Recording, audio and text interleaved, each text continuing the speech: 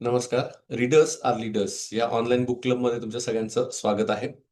आणि आता याच्यामध्ये आपलं जे जे पुस्तक चाललंय छान, ते म्हणजे the psychology of money which is written by Morgan Housel. Okay, यांच्यातलं चौथं चॅप्टर आपण बघतोय, कंपाऊंडिंग. कंपाऊंडिंग आता कंपाऊंडिंगचा जर अर्थ बघितला तर तोच त्यांनी सांगितलं की कन्फ्युजिंग. ओके, तर कंपाऊंडिंग हे ऍक्च्युली कन्फ्युजिंग आहे. का तर आपल्या बऱ्याच लोकांना किंवा आपल्या लोकांना सरळ जे काही रिझल्ट आहेत ते बघायला आवडतात. ओके, की समजा 8+8 आपण प्लस करत जातो. ओके, पण आपण असं जर कोणी सांगितलं नाही, अरे एक्सपोनेन्शियल ग्रोथ पण होते, तर एक्सपोनेन्शियल विचार आपण नाही करू शकत. त्यामुळे ही कंपाऊंडिंग खरंच कन्फ्युजिंग आहे, तर ही आपल्याला आता इथे समजून घ्यायचं आहे. तर त्यांनी असं सांगितलंय, मॉर्गन होसेल म्हणतात की they are talking about the Warren Buffett and they are saying his skill is investing but his secret is time. म्हणजे वॉरेन बफेट बद्दल बोलताना त्यांनी म्हणजे यातला बराचसा पार्ट म्हणजे जवळजवळ 75% पार्ट हा वॉरेन बफेटवर त्यांनी बोललेले आहेत.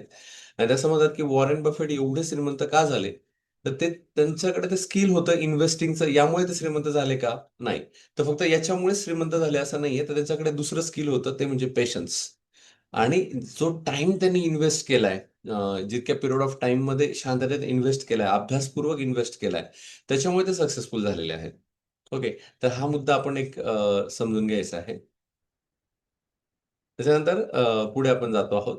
आता आपण डिटेलमध्ये बघू. याच्यात त्यांनी एक छान प्रश्न विचारलाय. त्याचं म्हणतात, why is Warren Buffett the richest investor of all time when he is not the best? बघा, आता he is not the best असं का म्हटलंय? कारण त्यांच्याबरोबर म्हणजे स्टोरी सांगून देतो मी आधी तुम्हाला, की वॉरेन बफेट म्हटलं तर ते 10 वर्षापासूनच ते इन्व्हेस्ट करायला लागले. म्हणजे वयाच्या 10 वर्षाचे असतानाच त्यांना कळलं, की अरे इन्व्हेस्ट करायला पाहिजे. शेअर मार्केट काय आहे, कशामध्ये इन्व्हेस्ट करायला पाहिजे, त्याचा अभ्यास त्यांचा सुरू झाला. म्हणजे वयाच्या 10 वर्षापासून ते ते इन्व्हेस्ट करायला लागले. त्याच्याऐवजी जर त्यांनी एक जिम सिमॉन्स यांचं उदाहरण दिलंय, तर जिम सिमॉन्स जर बघितलं, तर ते वयाच्या 50व्या वर्षी इन्व्हेस्ट करायला लागले. ओके. आता त्यांनी जिम सिमॉनचे वैशिष्ट्य सांगितलं. हे जिम सिमॉन्स आहे ना, एवढे हुशार होते, की त्यांनी व्हॉटएव्हर दे इन्व्हेस्ट त्याला त्यांना 66% रिटर्न मिळायचा पर इयर. हा खूप मोठा रिटर्न आहे बरं का. जर तुम्ही नुसते एस-आय-पी जरी काढली, तर ते 15% म्हणतात आपल्याला, की वार्षिक 15% सीजीआर असं काहीतरी तसं नाव दिलेलं आहे त्यांनी, की वार्षिक तो आपल्याला रिटर्न मिळत असतात, ते 15% मिळत असतात. तर वॉरेन बफेटचं बघितलं त्यांना साधारण 22% तरी रिटर्न मिळत होता वर्षाला. पण त्यांच्याच बरोबरचे जे जिम सिमॉन्स होते, त्यांना 66% रिटर्न मिळत होता. याच्यावरून असं दिसतं की जिम सिमॉन्स हे खूप स्किल्ड होते. म्हणजे त्यांना माहिती होतं कुठला स्टॉक निवडावा, कुठे इन्व्हेस्ट करावं, हे खूप छान पद्धतीने जिम सिमोन यांना माहिती होतं. मग ते जर खूप हायली स्किल होते, तर मग ते जास्त श्रीमंत पाहिजे होते ना, वॉरेन बफेट यांच्यापेक्षा. पण अभ्यास असं सांगतो की वॉरेन बफेट तर सगळ्यात जास्त श्रीमंत होते. का?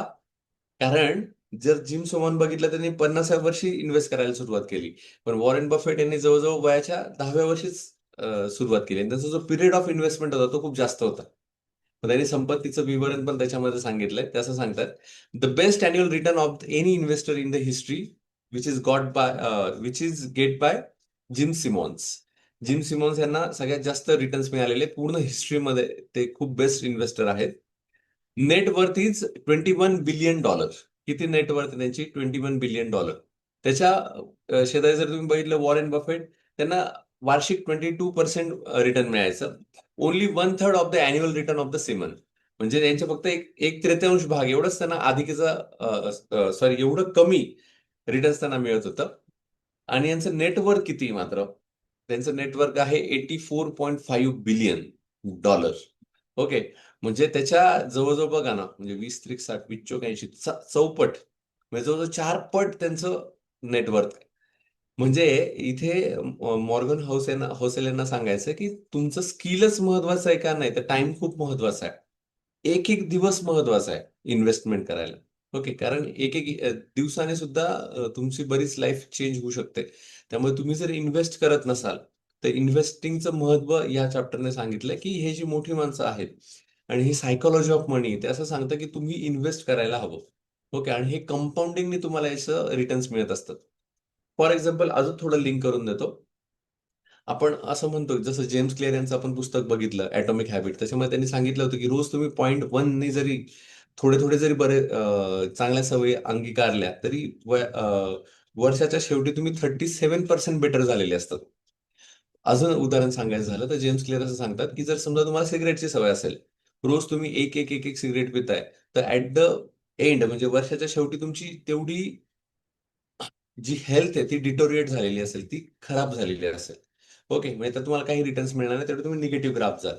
पण तुम्ही जर असं म्हटलं की नाही, मी रोज एक सूर्यनमस्कार काढेल, दुसऱ्या दिवशी अजून एक सूर्यनमस्कार काढेल, असं करत करत तुम्ही नुसतं एक एक सूर्यनमस्कार जरी वाढवत गेलात रोज, असं एक एक करत वाढत गेला, तर वर्षाच्या वेळी तुम्हाला असं जाणवेल की तुमची हेल्थ खूप बेटर झाली आणि ती आधीपेक्षा 37% बेटर झालेली आहे.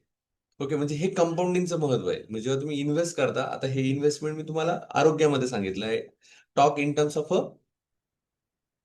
Body or talk in terms of meditations म्हणा किंवा याच्यामध्ये मी तुम्हाला सांगितलं. तर इथे ते सांगतात की तुम्ही इन्व्हेस्ट करायला पाहिजे, ते म्हणजे तुमच्या पैशांना पण तुम्ही इन्व्हेस्ट करायला पाहिजे. नक्कीच तुम्हाला त्याचे छान रिटर्न्स भेटतात. The difference is 43 extra years between the Jim Simons and Warren Buffett. Buffett has been investing for more than 75 years, whereas Simmons had less than 30 years. Time wins. याच्यामध्ये काय जिंकलंय? टाइम जिंकलेला आहे. ओके, तर मग इन्व्हेस्टमेंटचं हे महत्व आपल्याला कळलं पाहिजे. दुसरी गोष्ट, तुम्ही असं बघितलं असेल की आपल्यापैकी बऱ्याच जणांना आपली मोठी माणसं सांगतात की अरे तुला एवढा पेमेंट आहे ना, तर त्या पेमेंट मधलं काहीतरी इन्व्हेस्ट कर. तसं काही लोकांचं असं असतं की मला जो काही पैसा मिळतोय तो आज मिळतोय ना, तर ठीक आहे, मला ज्या गोष्टी आवश्यक आहे ते मी घेऊन टाकेल. किंवा त्यानंतर सुद्धा काही लोक मटेरियलिझमच्या मागे लागतात की हे घे ते घे, असं त्याचं सगळ्या गोष्टी चालू असतात आणि मागे जवळून बघतात त्यांच्याकडे इमर्जन्सी फंड सुद्धा नसतो किंवा काहीच पैसे त्यांच्या मागे ठेवत नाहीत ते किंवा राहत नाही. पण जेव्हा तुम्ही इन्व्हेस्ट करता, तर इन्व्हेस्ट केल्यानंतर पुढे तुम्हाला काही ना काही फंड असतो की तो तुम्हाला वापरता येतो. त्याचबरोबर तुम्ही इन्व्हेस्ट कुठे करता यानुसार तुम्हाला रिटर्न सुद्धा मिळतात. जसं पूर्वीच्या काळी सांगितलं की काही जण एफ-डी करायचे. आता आपलं एस-आय-पी सुरू झालंय. ओके, एक मिनिट सायलेंटवर करतो. तसं एस-आय-पी सुरू झालंय. त्याच्यानंतर शेअर मार्केट्स आहेत. असे बरेच ठिकाणी आहे. काही जण रिअल इस्टेटमध्ये करतात, काही सोन्यामध्ये करतात.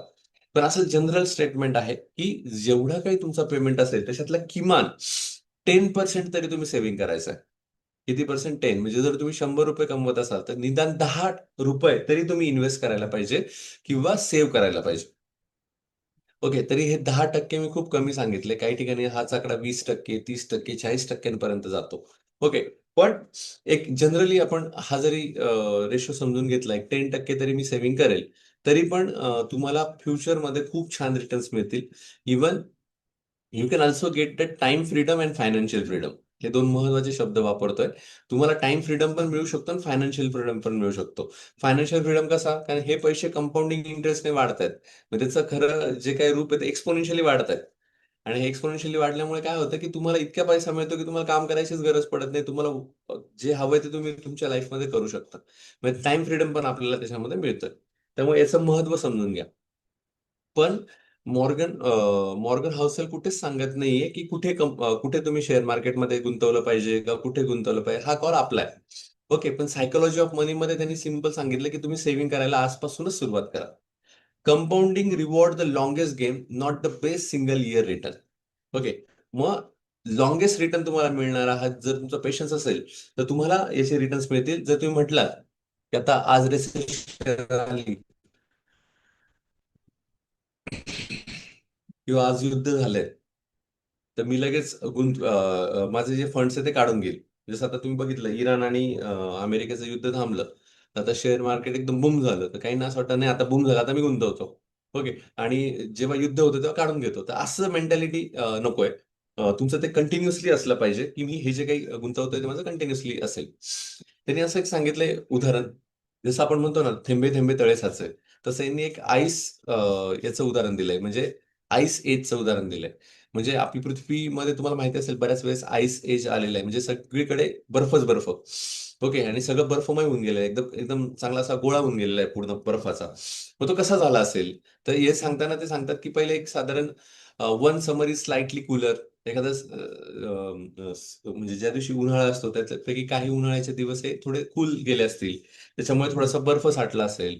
नंतर थोडासा स्नोफॉल झाला असेल. मग त्यानंतर परत लाईटचं रिफ्लेक्शन झालं असेल.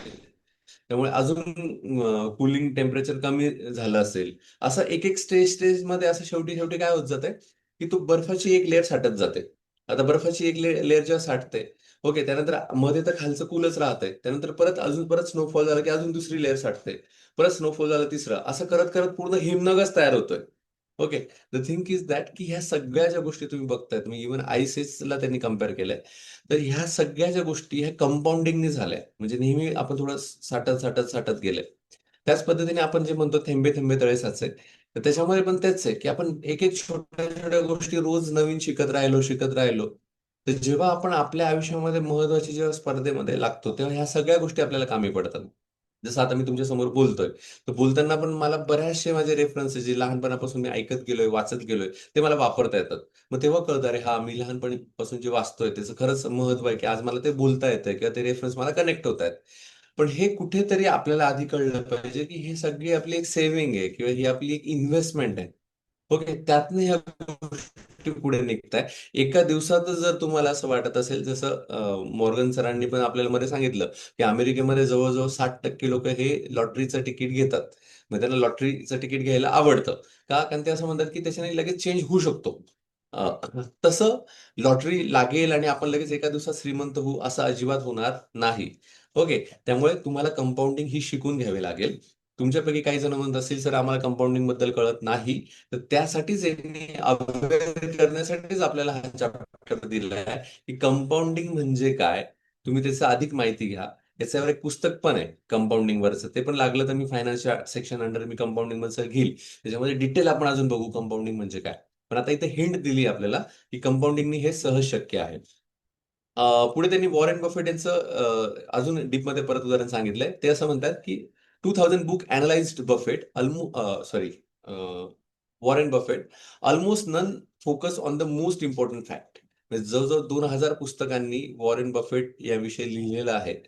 पण त्यांनी महत्वाची जी फॅक्ट त्यांच्याबद्दल सांगितली नाहीये, तर ती फॅक्ट अशी आहे, की at the age 10 he beginning serious investing. पण तुम्हाला म्हणजे वॉरेन बफेट बद्दल हे बोलणारच आहे. पण त्याच्या आधी मी थोडं सांगतो. मी माझ्या रीडर्स आर लीडर्स या पुस्तकामध्ये पण वॉरेन बफेट यांच्याविषयी लिहिलं आहे.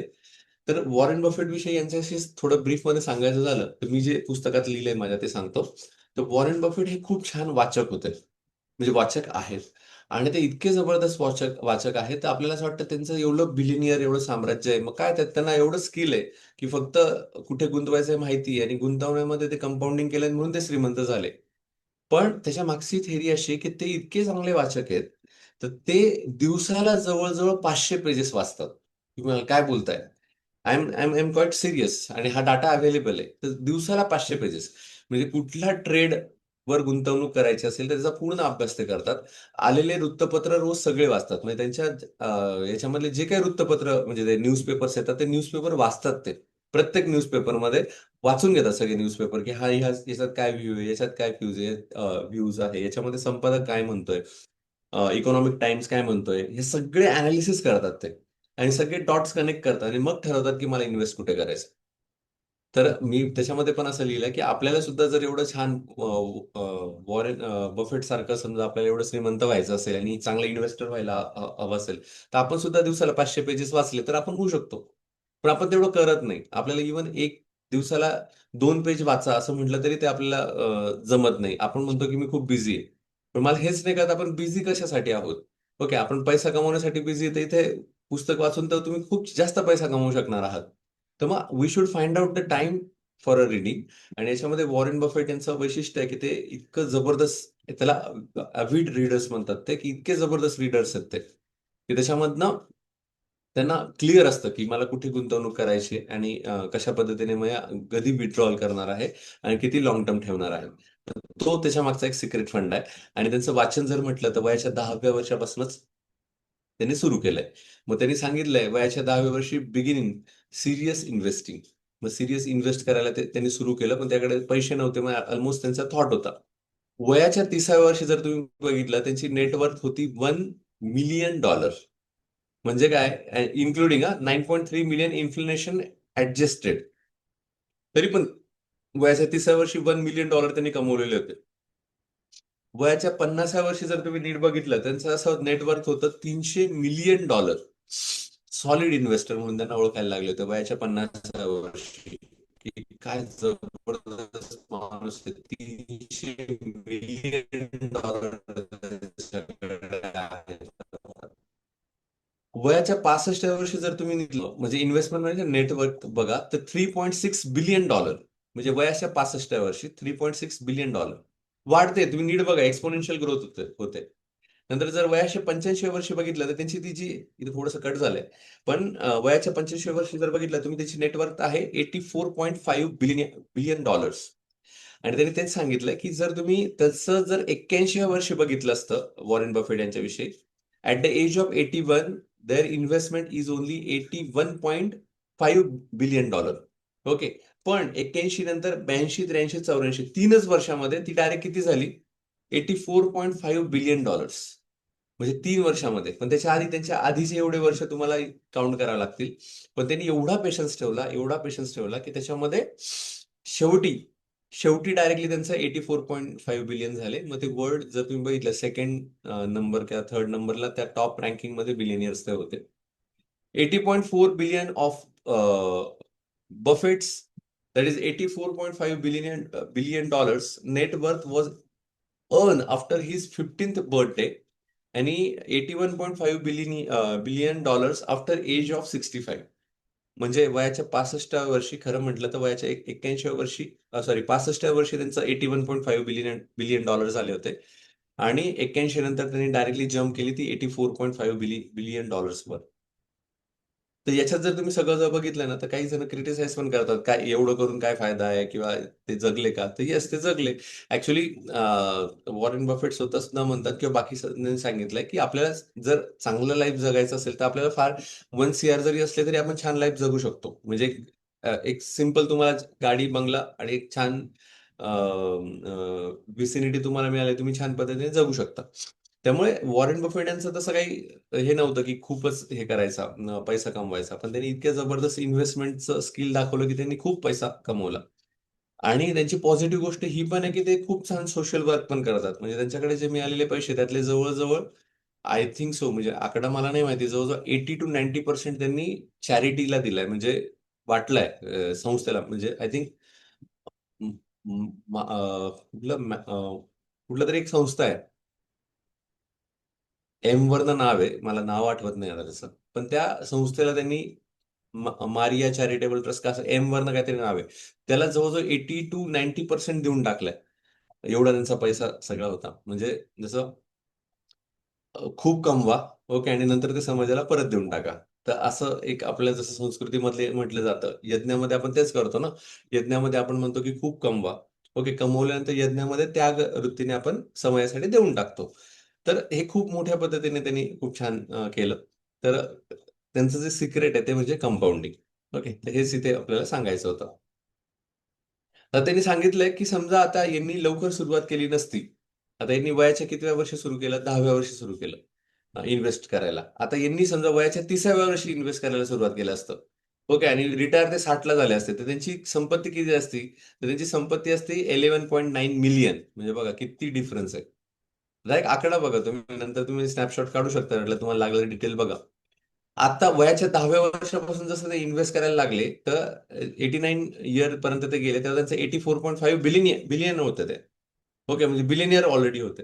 आणि जर ते 30व्या वर्षी लागले असते, म्हणजे टाइम इफेक्ट बघा, तर त्यांना किती असतं त्यांच्याकडे? फक्त 11.9 मिलियन, म्हणजे खूप कमी असते. ओके, म्हणजे हा टाइमचा गेम आहे. 99.9 less wealthy, same return, same skill, different start and stop times, that is compounding. काय उदाहरण त्यांनी सांगितलंय की त्यांचं स्किल तर तेच आहे इन्व्हेस्टमेंट करायचं, पण टाइम काय आहे? त्यांनी उशिरा सुरुवात केली. तर मग त्यांना सेम रिटर्न आहे, सेम स्किल आहे, different start and stop time. एकदा स्टार्ट त्यांनी उशिरा घेतली, स्टॉप पण त्यांनी नंतर घेतलाय. याच्यामध्ये सगळं त्यांचं ते difference जो येतोय, यालाच आपण compounding म्हणतो. ओके. त्यामुळे जर तुम्ही इन्व्हेस्ट करत नसाल तर समजून घ्या आणि उद्यापासूनच इन्व्हेस्टमेंट करायला सुरुवात करा. Why we miss compounding, our brain thinks in straight line, असं त्यांनी म्हटलंय. आणि हे खरंच आहे की आपण सरळ सरळ हिशोब बघतो, अरे हा काय, पण आपण कंपाऊंडिंगचा विचारच करत नाही. जसं एक राजा होता, आणि पर लावल्यानंतर पुढचा माणूस आला, तो राजाने सांगितलं, सांग तुला काय, माझा असा दरबार आहे की तू जे मागशील तुला ते भेटेल. तर तो म्हटला की बघा म्हणे, मी जे मागणार आहे ते तुम्ही देऊ शकाल का नाही मला माहित नाही म्हणे, पण बघा, नाही म्हणे, मी इतकं दानशूर आहे, तर मी तू जे मागशील ते देईल म्हणे. मला काही प्रॉब्लेम नाही द्यायला. तर म्हणे मला एक असं करा म्हणे, मला आता फक्त तांदळाचा दाणा द्या म्हणे, एक दाणं. ओके. म्हणजे त्याचं वेट किती असेल ते तेवढं तांदळाचा एक दाणा द्या. आणि दर दिवशी मला ह्या जो आता जे वेट दिलंय त्याचे दुप्पट वेट मला दुसऱ्या दिवशी द्यायचं. म्हणजे आज तांदळाचं वेट समजा आपण म्हटलं की 0.1 ग्रॅम, उद्या मला काय करा 0.2 ग्रॅम द्या म्हणे.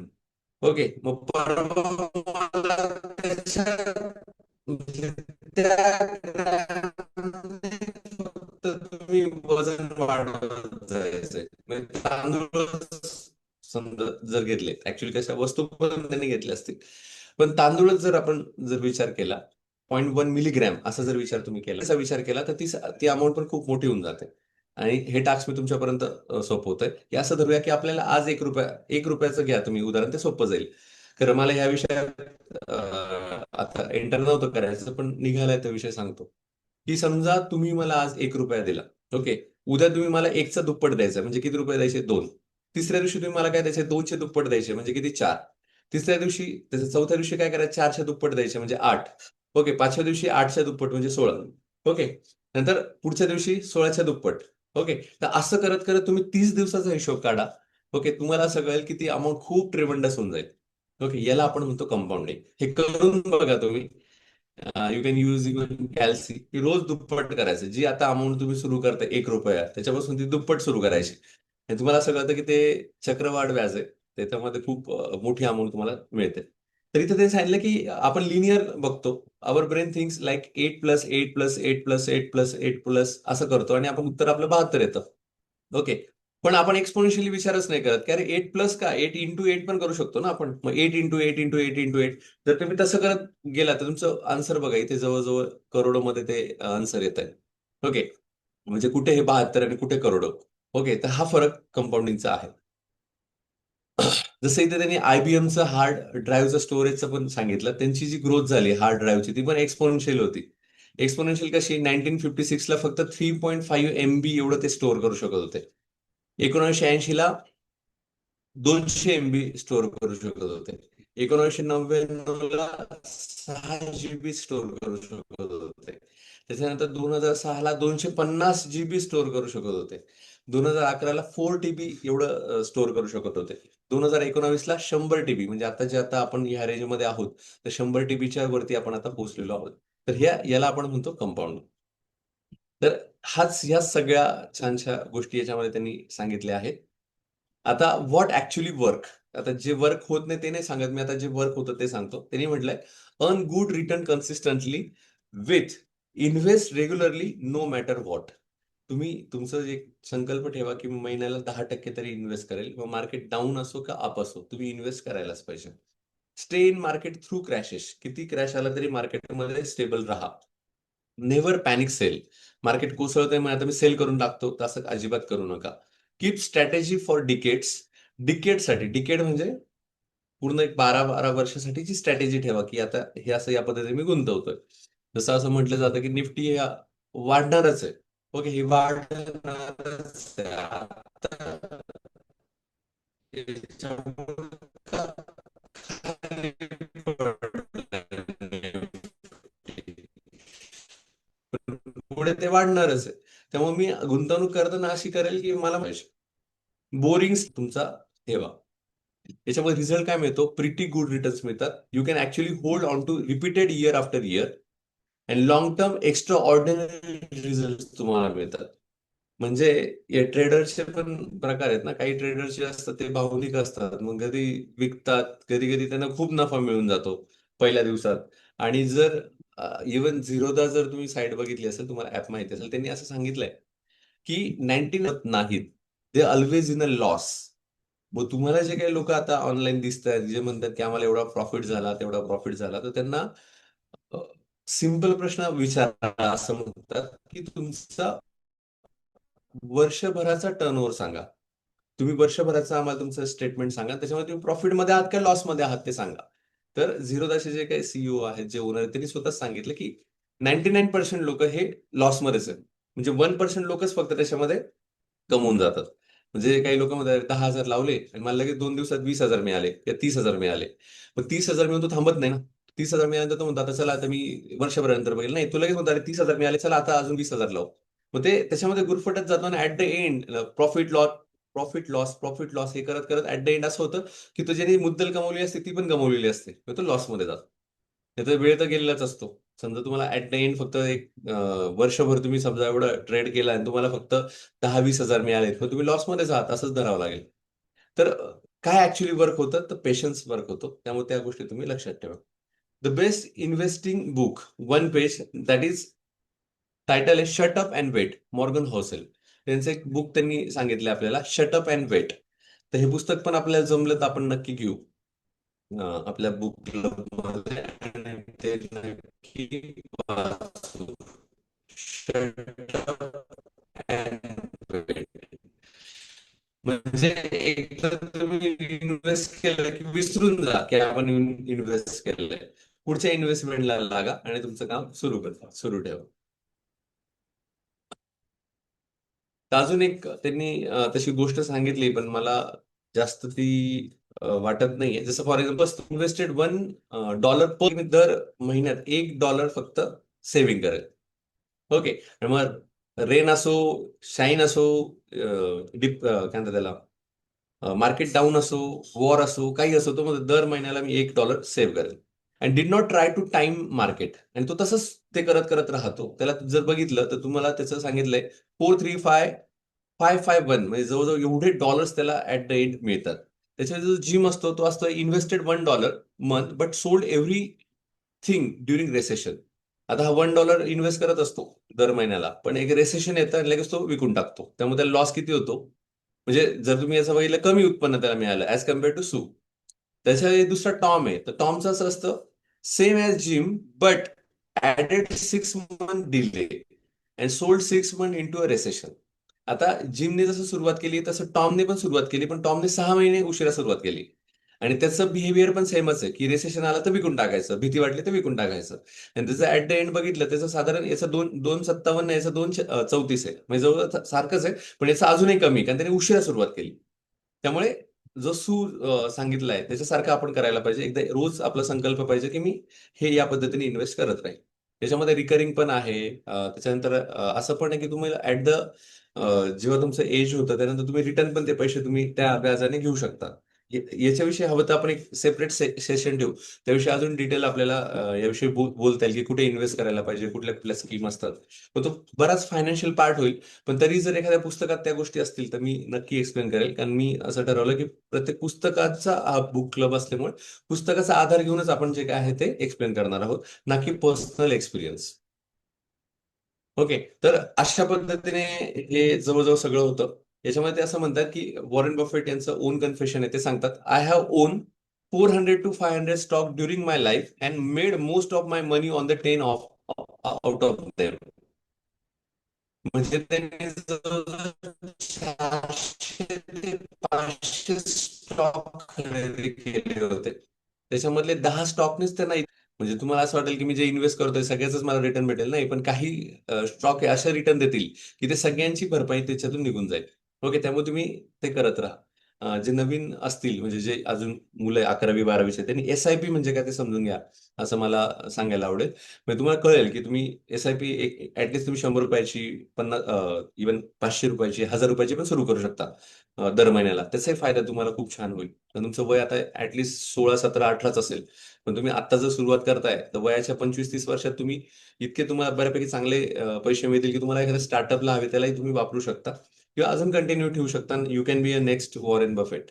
ओके. पण वॉरेन बफेटची 10व्या वर्षी सुरुवात केली होती. But you can do that. तर शेवटच्या याच्याकडे येतोय. शेवटचं असं सांगितलंय की good investing is not about earning the highest return. It is about earning pretty good returns you can stick with repeated for the longest time. म्हणजे गुड इन्व्हेस्टिंग याचा अर्थ असा नाही की तुम्हाला खूप जास्त हायेस्ट रिटर्न मिळतोय. ओके. पण असा रिटर्न मिळतोय की त्याच्याने तुम्ही रिपीटेडली चांगले फळं खाऊ शकतात. म्हणजे चांगले रिटर्न्स तुम्हाला मिळतात, लाईफ लॉंग मिळतात. याला गुड इन्व्हेस्टिंग म्हणतात. नाही तर मी आज ट्रेड घेतला, उद्या मला चांगले पैसे मिळाले आणि परवा मी सगळा लॉस. हा, नाही तर मग परवा आणि तेव्हा मग पुढच्या याच्यात मी इन्व्हेस्टमेंटच करू शकलो नाही. तर असं करून चालणार नाही. आपल्याला लॉंग टर्म आपल्याला ही फळं मिळाली पाहिजे. That's Wien compounding runs wild. आणि इथेच कंपाऊंडिंगचं महत्व आपल्याला कळतं. तसा हा सुंदर चॅप्टर होता. पुस्तकाचा आधार घेऊन सांगण्याचा प्रयत्न केला, पण तरी माझी अशी इच्छा आहे की तुम्ही पण एकदा सगळ्यांनी हा चॅप्टर नक्की वाचावा. छोटासा चॅप्टर आहे, चारच पेजेसचा हा चॅप्टर आहे, त्यामुळे फार काही अवघड नाहीये तुम्हाला वाचायला. तुम्ही नक्की तो वाचा. आणि कंपाऊंडिंग बद्दल आपण पण नक्की अजून जास्तीत जास्त काही पुस्तक आहेत कंपाऊंडिंग विषयी, त्या पण आपण घेऊ आणि त्याच्यामध्ये ह्या गोष्टी समजून घेऊ. तर इथे हा चॅप्टर माझा पूर्ण झालाय. जसं मी सांगितलं की 10 पर्यंत आपण थांबवण्याचा प्रयत्न करू. आणि इथे मी रेकॉर्डिंग थांबवतोय. तुम्हाला काही याच्यात ऍड ऑन करायचं तर करू शकता आफ्टर स्टॉपिंग रेकॉर्डिंग.